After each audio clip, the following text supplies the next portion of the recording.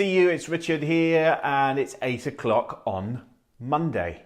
Every week it comes around. How is that? 8 o'clock on a Monday every week. So good to see you. Let me just move this so that I can get that's kind of straight. There we go. I'm going to leave my glasses on for a little while because I'm struggling to see my notes, but I also realise that I get a bit of ring light reflection. Look at that. And it looks a bit weird. So I'll keep my head tilted down slightly. So anyway, good to see you. Hope you're well. Hope you've had a good one. It's been a good mixed week of stuff here at Tyler Towers.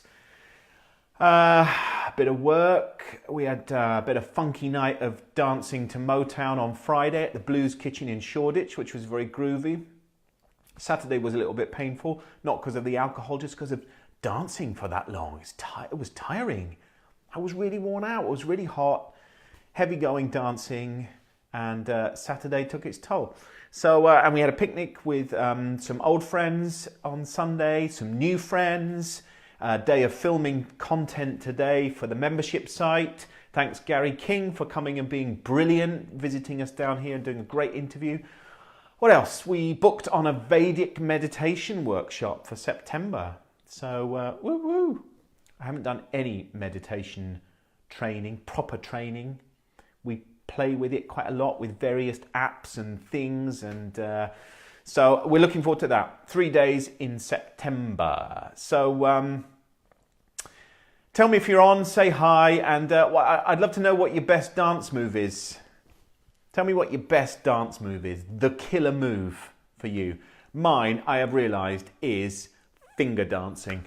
So Kelly caught me finger dancing the other day in the club. Ooh, do, do, do, do, do, do, do. And I did confess to that I often finger dance when I'm driving the car. A bit of that in time. She's really irritated by it now. So if you can improve on finger dancing, then at least tell me what that is. I want to know. I want to know you. Oh, it's embarrassing. It's really good. It's a limited number of moves with finger dancing, but tell me what your move is then, Kelly. Anyway, so over the last few years, I have always endeavoured to take the summer holidays off. I said I'm going to take the summer off. I like a decent chunk of downtime. I like it's a good creative time for work. So I go back in September with some new thinking. And so I'm just seeing Kelly's comments, the slut drop. I don't think I know what that move is. It's one I'm not familiar with. So I always have the summer off to have a bit of downtime, to just kind of regroup, new creative things, getting ready for September, and some time off with Mia. We're on school holidays just to kind of hang out and do cool things. This year's been a bit different. It's been crazy busy. Work has been crazy busy, which I'm hugely grateful for and appreciative of always. And great work, great people. So I'm very blessed for that. What it does mean, less holiday in the summer means less book buying. So for me, it means less book buying. It's that time of the year, right, where you just I feel like I want to buy books. I want to lie around and read books. Now, although I'm saying I stock up on books quite a lot in the summer, Kelly would say I stock up on books like day in, day out. She thinks there isn't a day when we don't have an Amazon delivery. That is not true, by the way. That is absolutely not true. But I do like book buying time. And of course, we can't go anywhere, can't go into any shops, can't go to an airport without being completely bombarded by books. Summer reading books, must read, people posting on Facebook, what's your summer must read? So I'm missing my book time. I'm missing sitting around just reading books. So I posted in the BTFI group today for people to tell me what books they're reading. And we got a load of responses. If you're not in the BTFI group, we'll chuck the link in there and come over and join us. So a group of movers, thinkers, shakers, action takers, people in business, in corporates, entrepreneurs, that want some ass-kicking time, want some tough love, want some ideas, input, all that kind of jazz. So if you're not there, come and join us. We're a lovely bunch. And So what I realised was today that all the comments, there's lots of how-to books being mentioned. And you may go, well, isn't that obvious in that kind of space? People are going to talk about the personal development stuff, the business books they're reading, but loads of how-to books. So go and check the list out. We've got, in the BTFI group, we also have a recommended reading book list. So I'm a big book fan, okay? Book hungry. Some would say a little bit book obsessed. But tonight we're talking all things books, learning, knowledge, action, and we're talking about those people who are a Tsundoku. Tsundoku. So I actually had to check out the pronunciation of that. It was quite hard attempting to find something online that gives me the pronunciation of Tsundoku. But I think I got that right. For any Japanese viewers, of course, feel free to correct me and tell me that my Japanese pronunciation is poor. But Tsundoku, they are people who practice the art form of buying books but never reading them.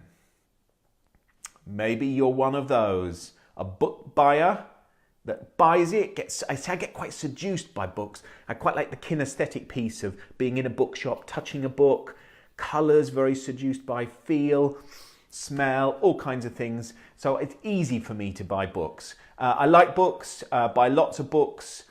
Most of the books I've read, some I haven't yet. You can see some are on the bookshelf behind. Maybe I can put that down there. See our colour coordinated bookshelf. There's loads down there. And that's just one bookshelf. And by the side of my bed is a neat little pile of books. It's not really a little pile. It's like 7 books maybe and some more in the bedside unit.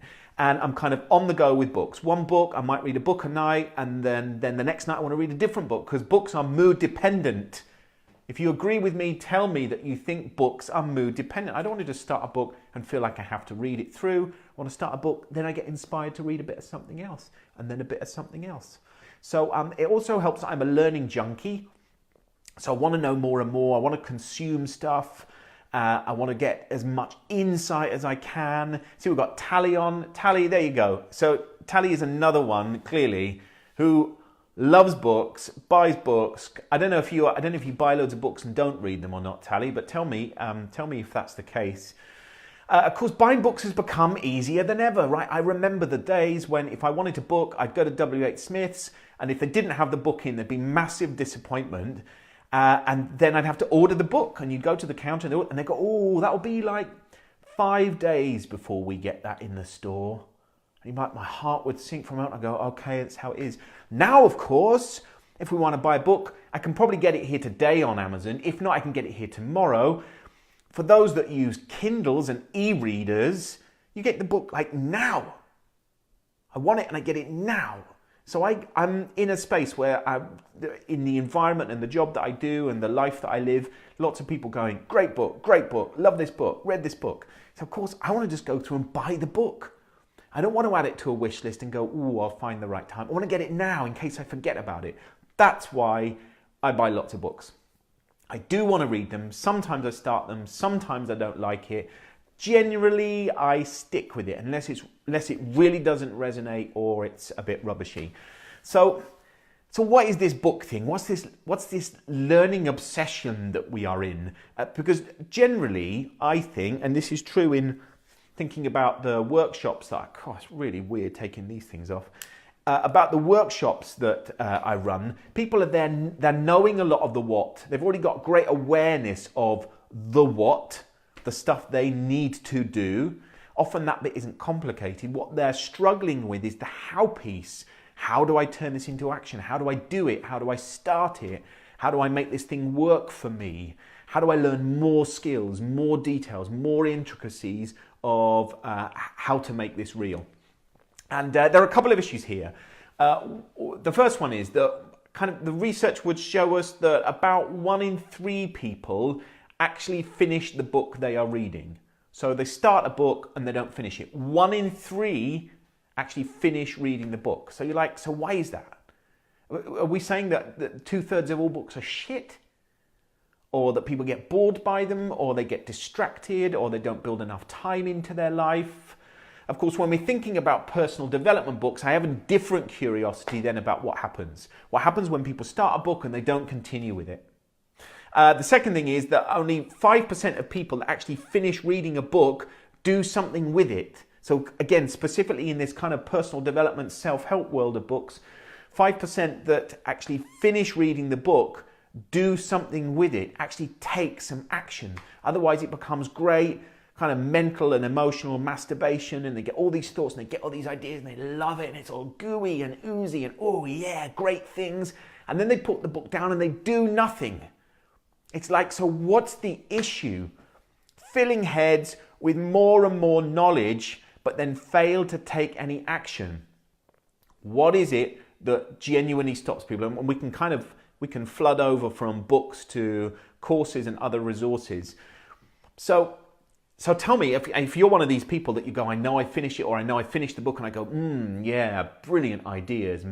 Ooh, yeah, love that book. But then put it down and do nothing with it. So if you've got a view as to why you do that, tell me, I'm really curious.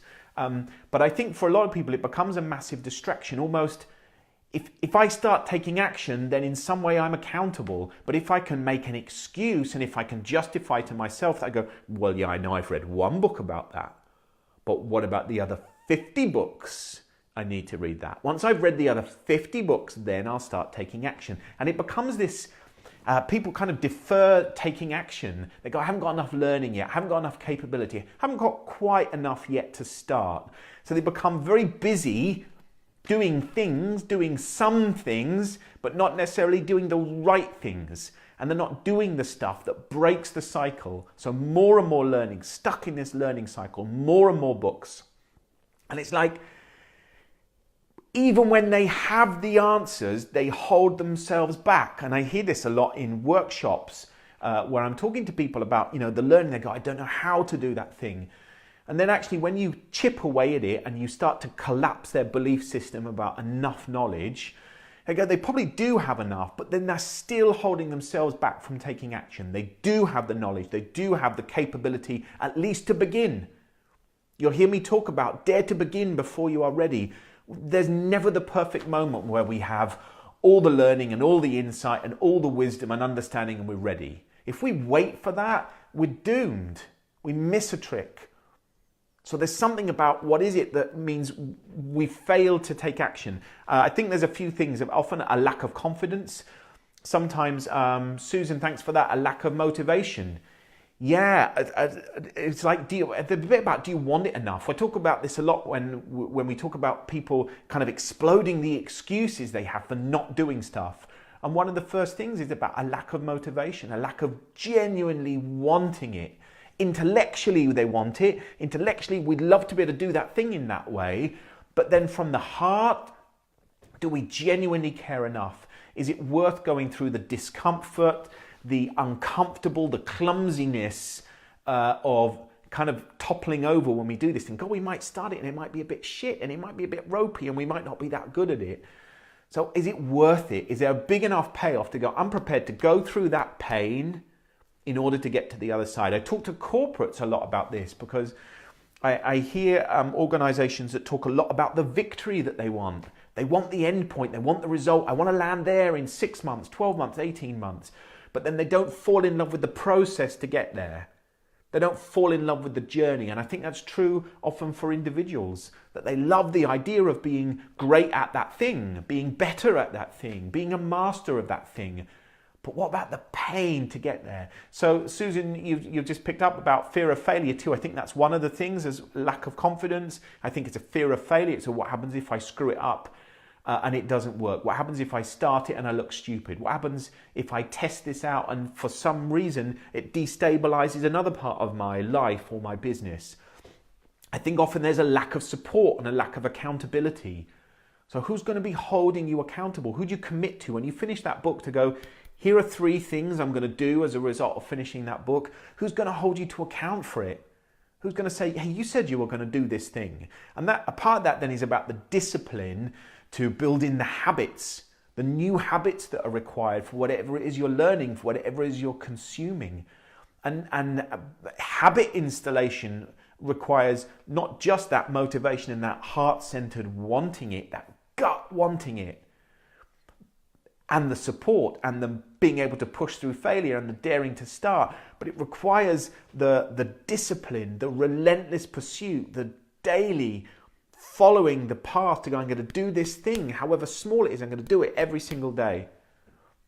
So I think some of those are the things that get in people's way. And if they're still stuck at this point, for a lot of them it becomes even more frustrating because they've read a book, they've read another book, they've read 5 books, 10 books, 50 books, and they're still not taking any action. And for a lot of entrepreneurs that I work with, it becomes this even bigger guilt trip for them, that they feel guilty that they've spent so much money on their books. Then when you start to think about the courses that they go on, online courses, workshops, mastermind groups, there's still that missing accountability piece. Investing in the learning, but then not taking the action. Not knowing how to do something is one thing. But when you actually have a solution and you have answers and you still don't take action, what then? The workshops I run I make quite challenging and uncomfortable and provocative, and I'm happy to be Marmite because I want to press the buttons that in some ways will create a response and a reaction. And I know there's multiple times when I'm talking to people about what stops them doing that thing, and it comes back to the how. I don't know the how, but I don't know how to delegate. And you go, okay, great. So I put it up on a flip chart. 3 things you need to do in order to delegate. I'll put the 3 things up there. If you've got the 3 things, if that's all you need, will you then go and do it? Yeah, sure thing. So I put the 3 things up. How complicated is that? No, it's fine. Okay, so now you've got those 3 things. You'll go and do it, right? Because you said you'll do it. Well, you see, the thing is, and then we get into all that other stuff around lack of confidence, around fear of failure, around being vulnerable. So we get into all that other stuff. So, knowledge is important. Hey, I'm saying this. Knowledge is really important. I'm not saying don't buy books. I'm not saying you don't need to go on courses. I'm not saying you've got everything you need. The people that are brilliant at doing their thing, masters of their craft, their art form, their business, their hobby, their skill, life, those that are masters of it, I think are constantly learning, evolving their learning. That other Japanese word of kaizen, which is about the constant iteration, that 1 degree adaptation and upgrade, consistent, looking for new ways, finding different ways, being curious to find new ways. And that means we embrace the learning and then we do something with it. We take it on, we take action as a result of it. So look, knowledge is massively important. Read books, buy books, go on workshops if that's going to be big value add for you. Commit time to it, commit money to it, commit energy to it if that's what you need. But just make sure that you're also going to take action with it. The person that's supplying it to you has a duty to hold you to account, to create the arena for you to be brilliant. But it does mean you have to take action. You are responsible. I am responsible for taking action and doing something with all the learning that I get. And that means comfort zone stuff. Many people are like knowledge junkies, so it isn't just books, it is courses, online programs. And it's so easy now. People throw a ton of money at learning and then do nothing with it. Some of you will have heard me rant before about the personal development industry, that how some of it is, quite a lot of it, in fact, is completely stuffed up and people are screwed over, and that constant upsell to the next thing, and they've never got quite enough. And there's a lot of people that cash in on that. A personal development industry is worth something like $13 billion a year. $13 billion a year. That's a lot of self-help books, folks. That's a lot of courses. That's a lot of workshops. That's a lot of promises. And maybe not a lot of results. Who knows how much all that self-help knowledge, personal development knowledge has what's it done to help the 300 million people on this planet that suffer from depression, the 280 million people that suffer from some kind of anxiety. And what's it done to help them? Because that industry grows, more and more books are sold, more and more courses appear, and more people are going, I'm really stuck. I'm stuck with life. I'm stuck with my business. So what is it?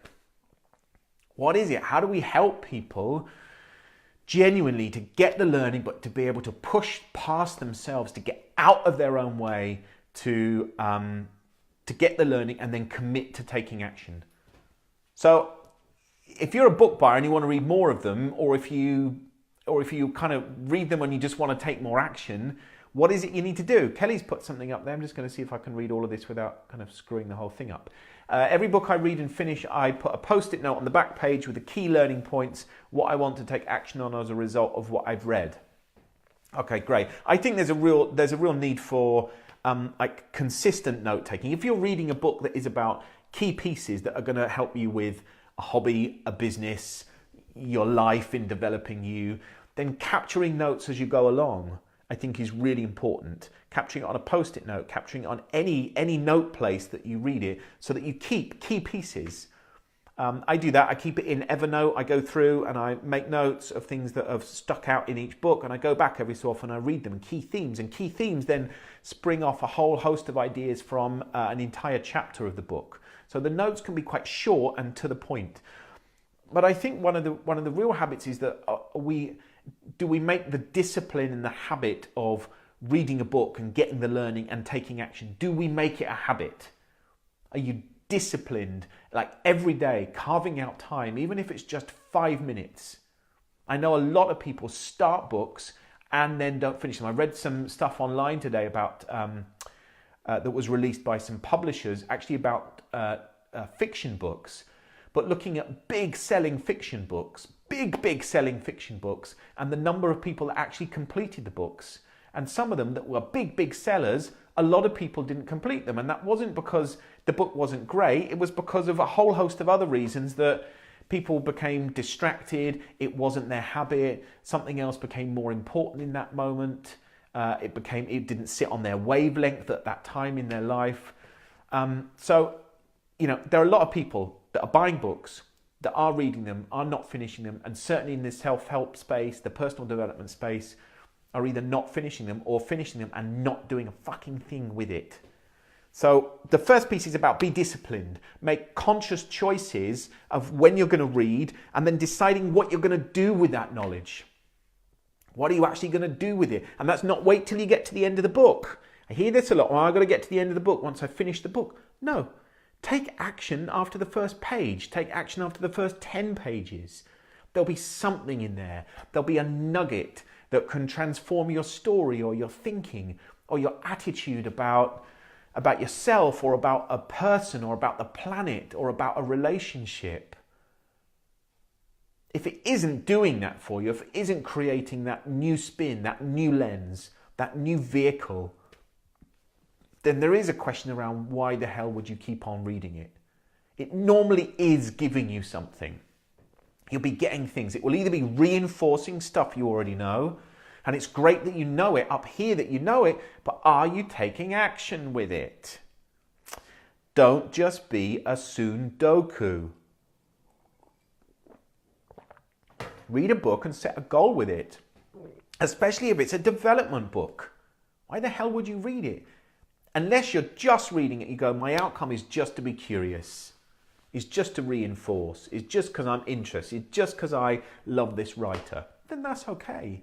If you're reading a book about get more confidence because you want to be more confident, then it means you need to be taking action.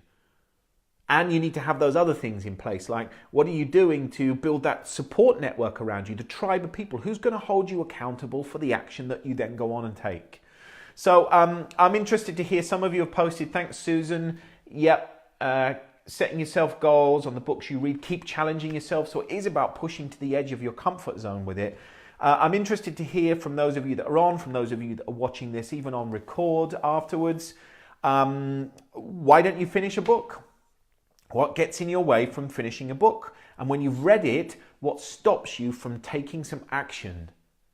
From turning it into something? We've got this big void of, we have, more books, courses, online resources, gurus, speakers, coaches, therapists, consultants than we've ever had on the planet. And why is the world so screwed? So much of it is destabilized, clunky, fucked up. A lot of it is. Right? We don't need to look very far to see how much of it is. But we have access to all this knowledge. So what's the problem? We're filling up the knowledge pot, and then there's this big space between the knowledge turning into something, turning into action. And we all have a responsibility for that action piece, not just to stand back and get more knowledge and then not do anything with it. So what I want you to think about is what you're reading, what you're reading right now. What's the result you want from reading that book? So what's the intention? What's the purpose of reading it? What do you want to get as a result of reading it? What action do you need to take along the way and at the end?